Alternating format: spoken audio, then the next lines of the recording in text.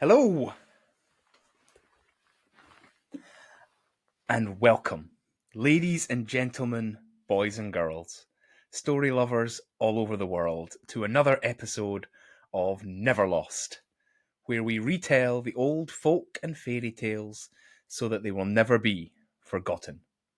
These are the myths which shaped us and the legends that made us, which have been told at campfires and ceilidhs for hundreds of years.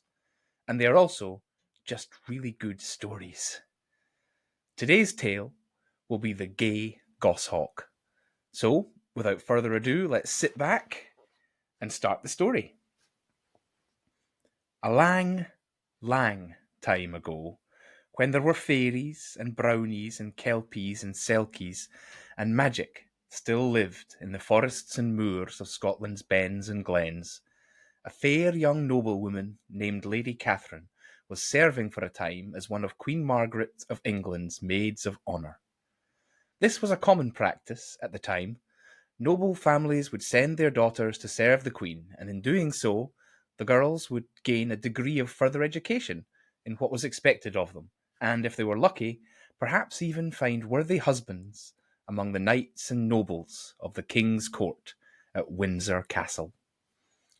The king in question here would have to be King Henry VI, and although Queen Margaret plays next to no part in our story, perhaps I'll talk about her in the follow-up episode because she is a fascinating real-life character. Margaret of Anjou was a shrewd political figure and an incredibly strong woman, much maligned by history. She was deeply entwined and directly involved in the War of the Roses in England, so much so that she even commanded armies during that bloody conflict. For now, though, she is little more than the reigning queen who Lady Catherine was sent to serve. Lady Catherine's father was a good man and held lands and a castle near the border between England and Wales. Catherine's mother had sadly died a few years after her birth, and her father had quickly remarried. Catherine's stepmother had never been kind to her, and had always favoured her own 3 sons and 3 daughters over the child of her husband's previous marriage. However, Catherine's nursemaid had been a kind and loving old woman who had loved Catherine as her own during her childhood. She had taught Catherine that the way her stepmother treated people was not the only or the best way. Thanks to her old nursemaid, Catherine had grown up kind and gentle. Her piercing blue eyes and long blonde hair had made her the very image of her mother, and her father loved her dearly and was often saddened by his new wife's ill treatment of his firstborn. Sending her to the Queen's service seemed the best thing to do for Catherine when she came of age, and her father had told her that she should go and find a good man and marry for love, as he had when he had married her mother, and not for convenience, as he had when he married her stepmother. At Windsor Castle, Catherine was the joy of all who knew her, and her rose-red cheeks, constantly smiling face, and kind nature made her the favourite of many of the English knights and nobles. Even the sharp-tongued and scowling Baroness, who acted as governess to the Queen's maids, had a soft spot for Catherine, who never required punishing or scolding, unlike many of the other young noble women. Catherine's days were spent happily, serving the Queen or taking part in the various recreations of the upper class. She joined in games of bowls in the long alley under the elm trees in Windsor Castle's grounds, and rode out hawking with the Queen in the great park near the castle. As I said, Catherine was the favourite of many of the wealthy and eligible men at Windsor Castle. However, she was not interested in any of these nobles as potential husbands. They reminded her too much of her stepmother in their natures, preoccupied with wealth and power, and with no true kindness or generosity in their hearts. This would all change, though, in the sunny month of June, when Windsor Castle was visited by a young and gallant knight from Scotland. His name was Lord William, and he had been sent by his father with a message for the king. Lord William was quite different from the foppish English aristocrats who usually stayed at the castle. His father was an earl in the borders of Scotland, and although he was of noble blood, his father's wealth was quite meagre compared to the English lords. What William lacked in wealth, though, he more than made up for in Lady Catherine's eyes with his humble generosity and his easy, kind nature. The message William took to the king was actually a refusal to provide soldiers for Henry VI's campaigns in France. The husbands and sons of the peasantry on his lands were already hard-pressed after a hard winter, and they could ill afford to leave their lands untended and their wives hungry. In compensation, William's father had sent a large sum of gold paid from his own pocket to appease the king, which it did. Catherine was impressed by the empathy and feeling that William and his father had for the people who they ruled, and she was quite taken by the roguish good looks of the brave young knight. William was impressed by Catherine's sweet and kind nature, and was himself quite taken by the beauty of this fair English lassie, with eyes of deep blue and long blonde hair, and cheeks as red as an English rose. Over the next few weeks, Catherine and William spent more and more time together, something which was overlooked by both the governess of the maids of honour and by Queen Margaret herself. The maids were, after all, there to serve the Queen, not to court young men. That was supposed to be left until after their service was complete. Queen Margaret, though, was very fond of Lady Catherine, and it was clear for all to see how fond of each other Lord William and Lady Catherine were becoming. For the next few weeks, whenever her duties allowed, Lady Catherine could be found in the company of the gallant young knight, Lord William. If she went riding, he was walking beside her, leading the reins. If she went for a stroll in Windsor Castle's gardens, then he was her eager chaperone. Lord William would talk, as they strolled, of his father's stone castle 3 days' ride across the border to Scotland, where he wished to take Catherine, and of the life that he hoped they could one day share together. The couple quickly fell very much in love with each other, and they planned to marry in a few months when Lady Catherine's time serving at Windsor Castle was finished. As tokens of their love, Lady Catherine gave Lord William a white satin glove, and he gave her a gold ring which bore the seal of his noble family. All seemed well, until one sunny afternoon when the pair were walking in the gardens as they had many times before, and William was telling Catherine about the grey castle with ivy-covered walls where they would soon live together. As they were passing under a grove of tall oak trees, one of the castle's pages, dressed in bright Lincoln green, came running across the grass towards the couple. He bowed as he caught his breath and said, "Begging your pardon, my lord and lady, but the Baroness has sent me with a message. Your mother, the Duchess, has arrived at the castle, and she would speak to you at once." Upon receiving this news, the rose-red colour drained from Catherine's cheeks. The Duchess, who was not her real mother, had never sent glad tidings to Catherine in all of her life, and her coming could only be an ill omen. Sorrowfully, Lady Catherine and Lord William made their way back to the main buildings in silence, and it seemed to both of them that the birds had ceased to sing and that the bright sun had suddenly grown dim. And Catherine was right to worry, for it was indeed sad tidings that her stepmother, the Duchess, had brought. An old marquis and childhood friend of her father's had lost his wife and expressed his desire to marry her. The Duchess had convinced her father that the match was a good one, at least politically, for in reality the Marquis was old enough to be Catherine's grandfather. Catherine was to return home immediately, and her place as maid of honour to the Queen be taken by one of her 3 stepsisters, who were the Duchess's true daughters. Catherine threw herself at the feet of her stepmother and begged her not to command this. She asked for permission to marry the man she now loved, the brave knight, Lord William. The Duchess sneered at her stepdaughter and said, "What? Marry a beggarly son of a low Scottish earl, instead of one of the wealthiest marquises in all of England? Not while I hold any power and sway in your father's house. You have no idea what is good for you, you foolish young wench. It has already been decided and agreed upon for you.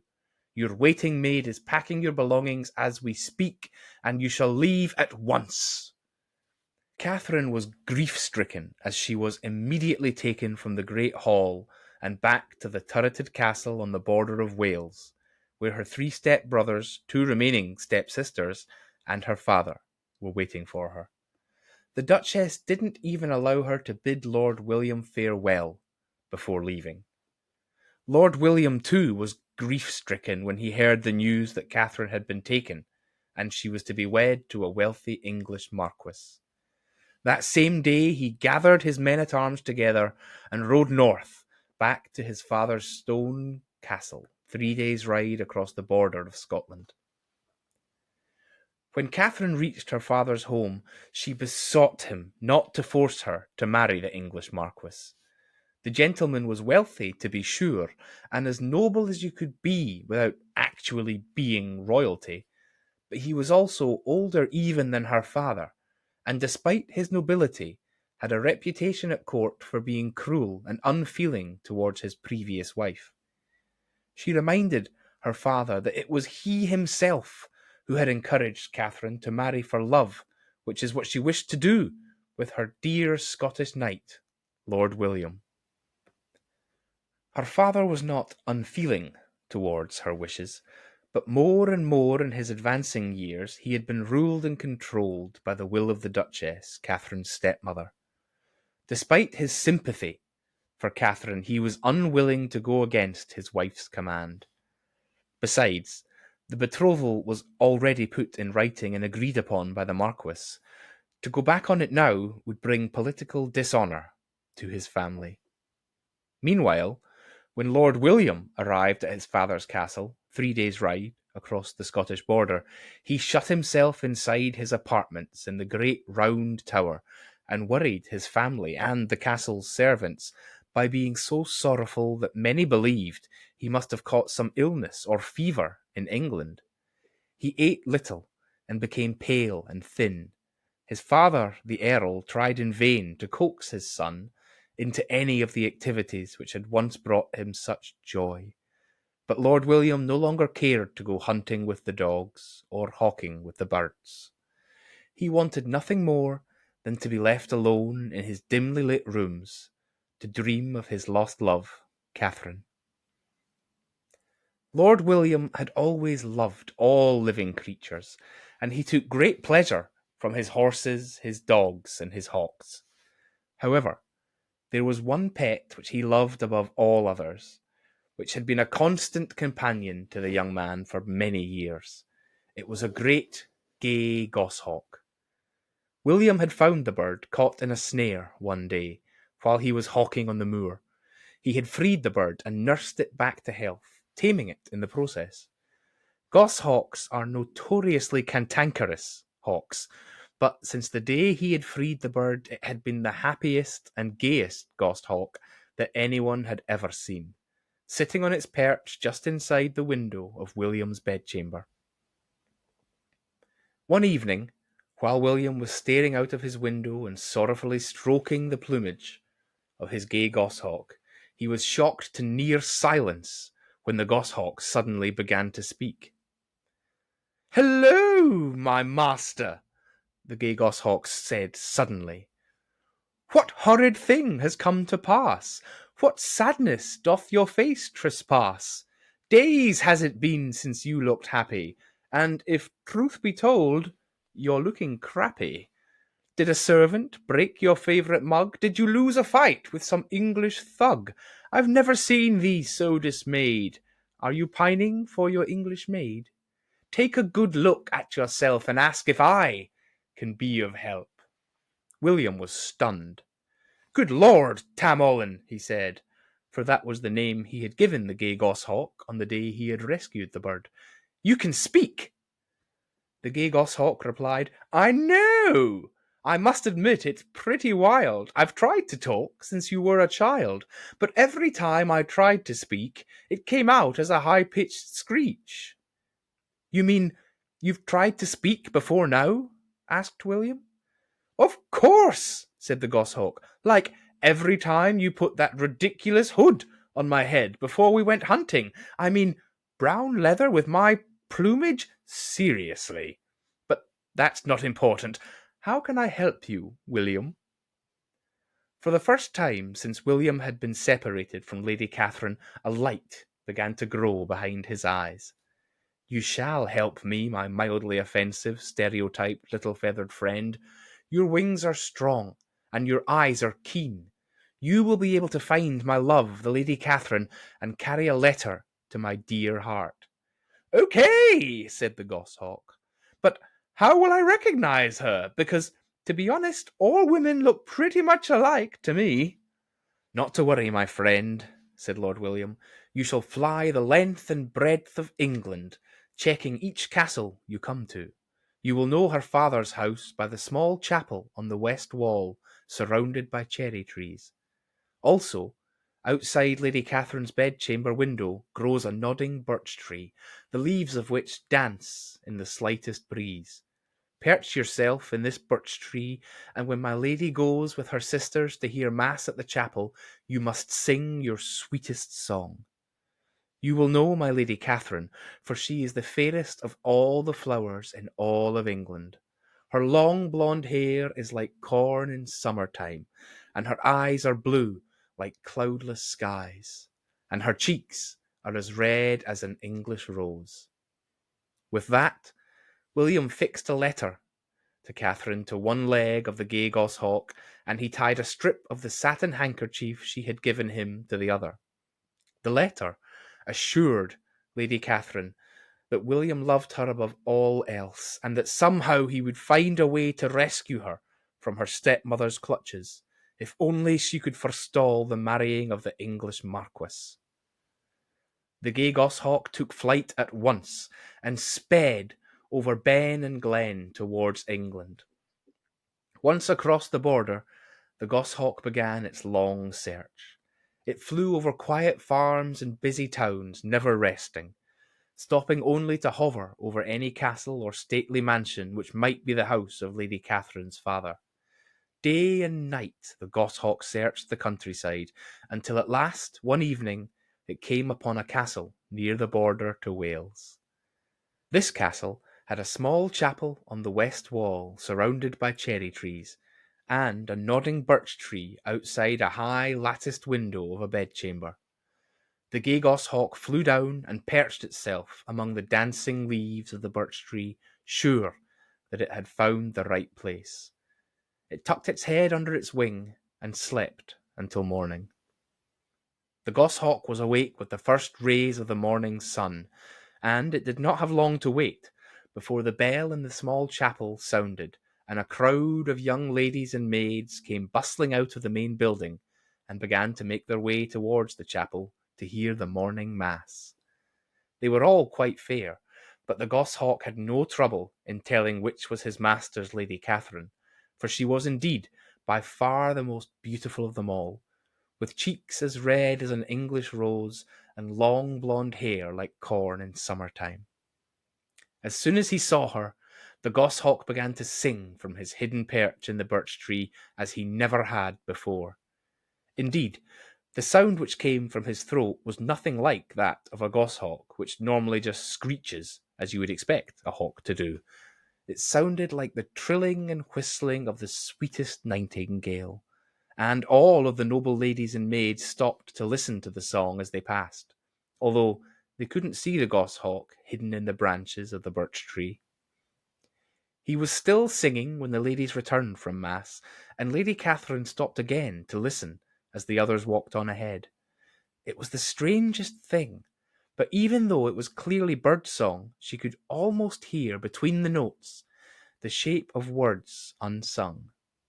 "Your dearest love cannot come here, but thinks of you each day. If you are brave and have no fear, then love will find a way." Catherine's eyes grew wide, as she realised what this could mean. She ran inside and up to her bedchamber, where she threw open her latticed window. The Gay Goshawk stopped singing and fluttered onto Catherine's window ledge, where it preened its feathers. Catherine was amazed, and she said to herself, "Could it be that you were somehow sent to me by my Lord William? But how can a goshawk sing like that?" "I'm not a goshawk, I'm the bloody goshawk, darling," said the goshawk. "And of course I've been sent by William. Who else would send a magically talking raptor to your bedchamber bearing a letter?" Catherine was stunned as the goshawk lifted the leg to which the letter was fixed, and then when she had taken it, he lifted the other leg, showing her the strip of satin handkerchief.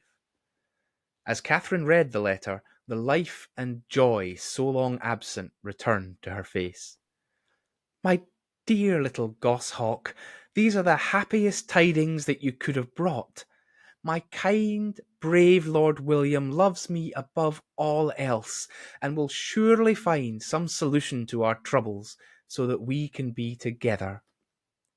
"Well, let's not get too excited just yet," said the goshawk.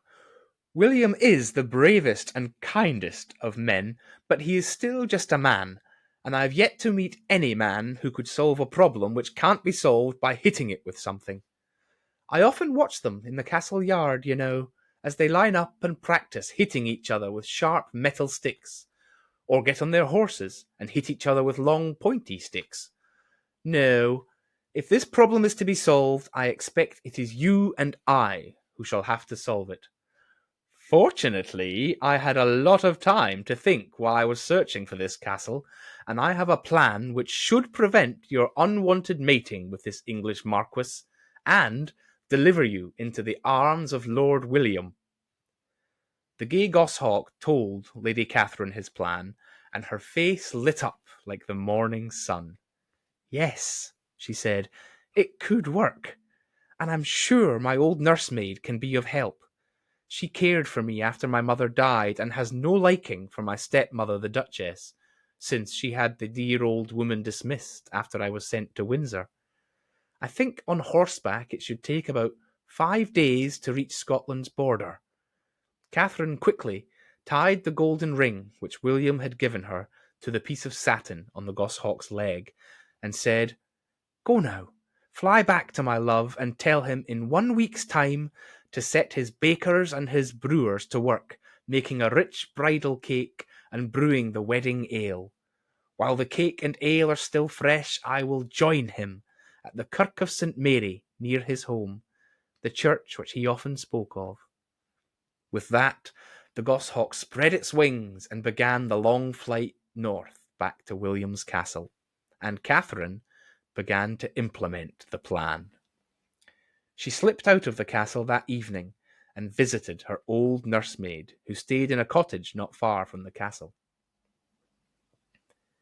After letting Catherine in, the old woman asked her, "What need drives my good lady to call upon me at such a time?" Catherine explained her problem to the old woman, then told her how she hoped her old friend could help. The nursemaid listened to Catherine's story, shaking her head sadly, and when asked for her favour, the woman laughed and said, "Of course, my child, of course I can do that, and I shall. It would be worth a year's wages to see thy proud stepmother's face when thy 3 brothers return to tell her the tale." The old woman took Catherine into an almost hidden room past her kitchen, and she sat down on a 3-legged stool in front of a larder full of strange ingredients. Taking a small empty bottle from a shelf, she began to mix various things in a large stone bowl. Next, she added a few drops from many of the bottles of liquids and mixtures from the shelves. When she was finished, she carefully poured the deep red concoction into the empty bottle and said, still chuckling to herself, "Listen, child, swallow it all at once, and when you wish the spell to work, it will last 8 days and nights, and then you will wake up fresh as a lark, although likely with a fierce hunger and thirst." Catherine took the bottle and thanked her old nursemaid. Then she returned to the castle without anyone seeing her. The next morning, her father was about to go hunting with her 3 stepbrothers when Catherine ran up to the old man in the courtyard and knelt at his feet. "I would ask a favour, father," she said, looking up at him with her blue eyes. "Ask whatever you wish, child, and I shall grant it. Except, of course, permission to marry your Scottish knight," he said, laughing. "For you know I shall not go against the Duchess in that matter." "That I will never ask, father," Catherine said submissively. "But though you forbid me to go to him as I wish, my heart yearns for Scotland, the country that he told me so much about. If it is my stepmother's will that I marry and live in England, I would at least wish to be buried in the north. You know I have always had great reverence for the Holy Church. If the day should come, as some day it must, that I die, I would have a mass be sung at the first church across the border, and then bells be rung for me at the second. Then at the third, the Kirk of St. Mary, gold be dealt out, and my body laid to rest." Catherine's father lifted his daughter to his feet and said, "Don't talk like this, child. The Marquis is not a bad man, for all that he is admittedly quite old. You will be a happy wife and mother yet, my dear. But if it will ease your heart, I will of course grant your request. Should it come to pass that tragically you die, it will be as you wish. You shall be laid to rest at the third church inside the Scottish border, the Kirk of St. Mary."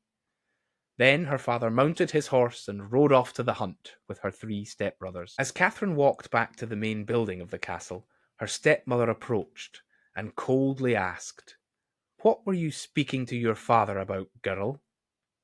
Catherine kept her gaze low as she answered the Duchess, "I was simply asking that when it comes my time to die, I be laid to rest at the Kirk of St. Mary in Scotland." The Duchess eyed her stepdaughter suspiciously. "And did he grant this strange request?" Keeping her eyes down, Catherine said, "If it please you, madam, he did." "The sentimental old fool," said the Duchess. "I wish that I had some say in this, for I would have surely turned a deaf ear to your request. Buried in Scotland, indeed! You have a lover in Scotland, and it is he you want to go to, not your grave." Catherine simply replied, "My lady," before making her way to her bedchamber. Some 3 hours later, when Catherine's father, the Duke, returned, it was to find the castle in total turmoil. When Catherine's maid had gone to her chambers at noon, she had found the young lady lying on her couch, cold and deathly pale, and nobody had been able to rouse her.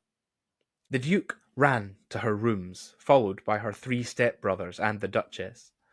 When he saw how white his daughter was, and that her chest no longer rose and fell with the breath of life, he held his head in his hands and cried out that his dearest daughter was dead. The Duchess looked on, unbelieving that Catherine was in fact dead.